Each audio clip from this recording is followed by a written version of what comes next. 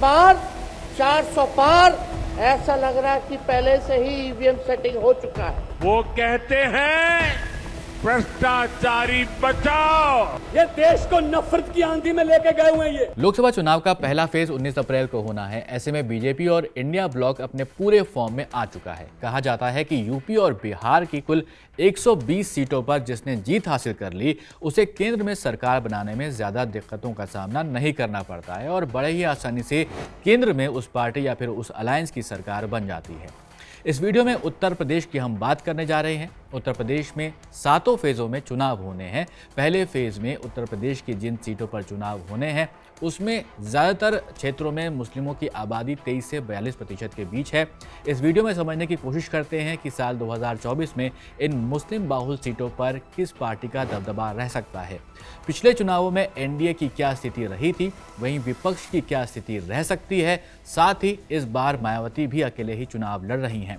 वहीं ओवैसी ने भी 31 मार्च को अपना दल कमेरावादी की पल्लवी पटेल के साथ औपचारिक तौर पर उत्तर प्रदेश में नए गठबंधन का ऐलान भी कर दिया है।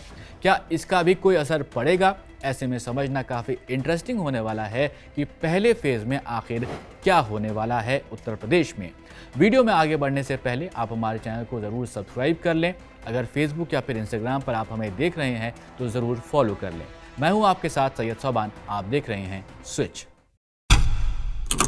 उत्तर प्रदेश लोकसभा की 80 सीटों वाला राज्य है, जहां साल 2019 में एनडीए ने कुल 64 सीटों पर जीत हासिल की थी। इसमें 62 पर अकेले बीजेपी ने जीत हासिल की थी। पहले फेज़ में बात करते हैं तो उन संसदीय क्षेत्रों की जहां पर उत्तर प्रदेश के पहले फेज़ में चुनाव होने हैं। कुल देखा जाए तो 8 पार्लियामेंट्री कॉन्स्टिट्यूंसीज हैं, जिसमें कि सहारनपुर, कैराना, इसके अलावा मुजफ्फरनगर, बिजनौर, नगीना, मुरादाबाद, रामपुर और पीलीभीत शामिल हैं। यहाँ पर पहले फेज़ में वोटिंग होनी है। इन क्षेत्रों की जनता को 19 अप्रैल को वोट करना है। साल 2019 में देखा जाए तो इस बार के मुकाबले कई ऐसी पार्टियां हैं जो एक साथ थीं, जिसकी वजह से उनका परफॉर्मेंस बेहतर था। वो पार्टियां साल 2024 में अपने बलबूते पर चुनाव लड़ने का फैसला कर चुकी हैं या अलग अलग दलों के साथ हाथ मिला चुकी हैं। आपको याद होगा कि 2019 में मायावती की बहुजन समाज पार्टी, समाजवादी पार्टी और राष्ट्रीय लोक दल यानी कि आरएलडी एक साथ गठबंधन में थे और यही वजह थी कि उत्तर प्रदेश के पश्चिमांचल के मुस्लिम बाहुल क्षेत्र में इन पार्टियों को सफलता मिली थी।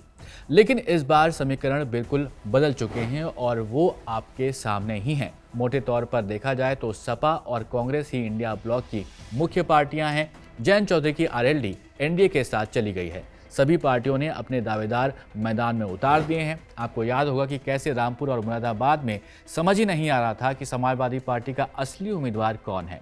आखिरकार पार्टी ने आखिरी दिन आखिरी समय पर अपने कैंडिडेट को फाइनल कर दिया था।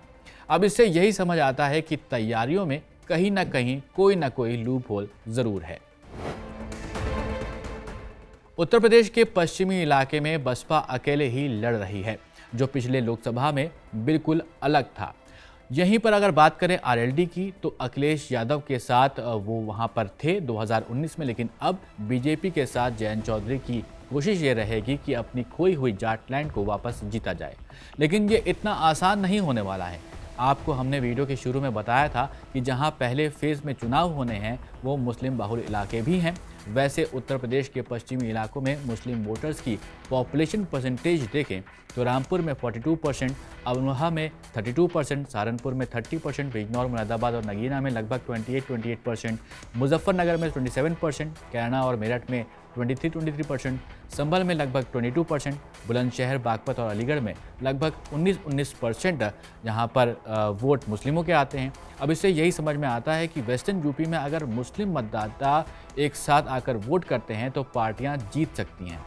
लेकिन जिस हिसाब से पार्टियों ने रुख बदले हुए हैं उससे ये समझ आ रहा है कि हो सकता है कि मुस्लिम वोट बढ़ जाएं और इसके बाद यहाँ पर कंपटीशन काफ़ी ज़्यादा सख्त हो जाए। 2019 लोकसभा में बसपा ने समाजवादी पार्टी के साथ मिलकर काफ़ी बेहतर परफॉर्मेंस किया था। बसपा ने सहारनपुर, बिजनौर, नगीना और अमरोहा सीट पर जीत हासिल की थी। इसके अलावा सपा ने मुरादाबाद, रामपुर और संभल सीटों पर जीत दर्ज की थी और 2019 में जब मुस्लिम वोट बटे थे तो इसका फ़ायदा बीजेपी को सीधे तौर पर मिला था। बीजेपी ने मुजफ्फरनगर, कैराना, मेरठ, बुलंदशहर, बागपत और यहाँ तक कि अलीगढ़ में भी जीत दर्ज की थी। बीएसपी यहां पर बिगाड़ सकती है इंडिया गठबंधन का खेल। वो कैसे, समझते हैं। 2019 वाला गठबंधन साथ नहीं है, इसलिए ऐसा अंदाज़ा लगाया जा सकता है कि जिस बसपा को 2019 में 10 सीटों पर जीत मिली थी, वो कहीं ना कहीं मुस्लिम वोटों को अपनी तरफ खींच सकती है। 2022 यूपी विधानसभा में भी बसपा और सपा का गठबंधन ना होने की वजह से सपा को ज़रूर फायदा मिला था। इसका मतलब यही है कि कुछ वोट सपा तो कुछ बसपा की तरफ जाएगा, जिसकी वजह से इंडिया ब्लॉक को नुकसान हो सकता है और इसका सीधा फायदा एनडीए और बीजेपी को मिल सकता है। बीजेपी जहां पसमानदा मुस्लिम समाज की बात करती आई है, वहीं अखिलेश यादव पीडीए की बात करते आए हैं। पीडीए यानी कि पिछड़ा, दलित और अल्पसंख्यक। बीजेपी ने इन सीटों पर एक भी मुस्लिम रिप्रेजेंटेटिव नहीं उतारा है। वहीं समाजवादी पार्टी की लिस्ट में कई मुस्लिम चेहरे हैं, आपको वो नजर आ जाएंगे।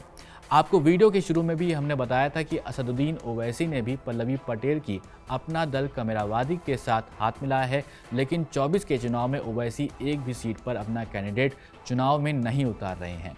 उत्तर प्रदेश में पहले फेज की 8 सीटों पर नामांकन की प्रक्रिया जो है वो पूरी तरह से फाइनल हो चुकी है। एआईएमआईएम के प्रदेश अध्यक्ष शौकत अली ने 20 सीटों पर चुनाव लड़ने का प्रस्ताव असदुद्दीन ओवैसी को दिया था, लेकिन वहां पर अब ये फैसला ले लिया गया है कि ओवैसी साहब अपने किसी भी कैंडिडेट को नहीं उतार रहे हैं। इसका मतलब यही है कि पश्चिमी उत्तर प्रदेश में सीधे तौर पर लड़ाई अब इंडिया बनाम एनडीए की होने वाली है और यहाँ पर बसपा की भूमिका काफ़ी अहम मानी जा रही है। कल इंतज़ार 4 जून का होगा, जब रिजल्ट्स हमारे सामने होंगे और ये हमें पता लग जाएगा कि देश का अगला प्रधानमंत्री कौन होने वाला है और यूपी की इन सीटों पर कौन से वो पार्टीज़ हैं जो जीत दर्ज करने वाले हैं। आप यहाँ पर ज़रूर कमेंट करके हमें बताइएगा कि यूपी की इन सीटों पर आपको क्या लगता है कि क्या इस बार कुछ बदलाव होने वाला है या फिर जिस तरह से पिछली बार के रिजल्ट्स रहे थे वैसा ही रहने वाला है। ज़रूर कमेंट बॉक्स में हमें बताइएगा और ऐसे ही वीडियोस देखने के लिए कीप वॉचिंग स्विच।